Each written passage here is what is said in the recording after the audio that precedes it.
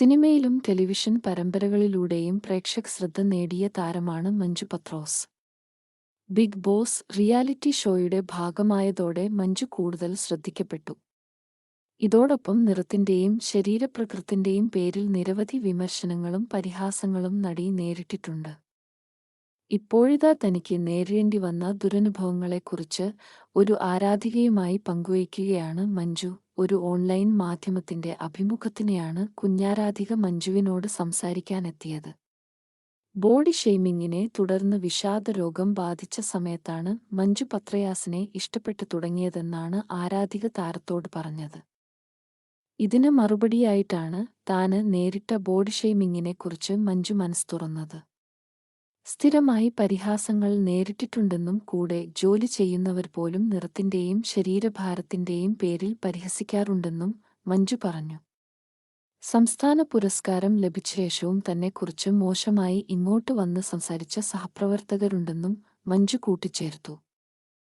നിറത്തിലും ശരീരപ്രകൃതിയിലൊന്നുമല്ല കാര്യമെന്ന് തെളിയിക്കേണ്ടത് നമ്മുടെ ഉത്തരവാദിത്തമാണ്. അതുകൊണ്ട് ആരെങ്കിലും പരിഹസിച്ചാൽ അതെല്ലാം മറികടക്കാനാകുമെന്ന് സ്വയം വിശ്വസിപ്പിക്കുകയാണ് വേണ്ടെന്നും മഞ്ജു പത്രയാസ് വ്യക്തമാക്കി. മുന്തിരിവള്ളികൾ തളിക്കുമ്പോൾ എന്ന സിനിമയിൽ അഭിനയിക്കുന്നതിനു മുമ്പാണ് എനിക്കൊരു അപകടം സംഭവിക്കുന്നത്. മുഖം വീർത്ത് കരുവാളിച്ച് നിൽക്കുന്ന അവസ്ഥയിലായിരുന്നു ഞാൻ. ഇപ്പോഴും ഫോണിലുള്ള പഴയ ചിത്രങ്ങൾ എടുത്തു നോക്കിയാൽ പേടിയാകും. ഒരു വശം ചളുങ്ങിപ്പോയതുപോലെയാണ് അതിലുള്ളത്. പിന്നീട് പ്ലാസ്റ്റിക് സർജറി ചെയ്താണ് ശരിയായത്.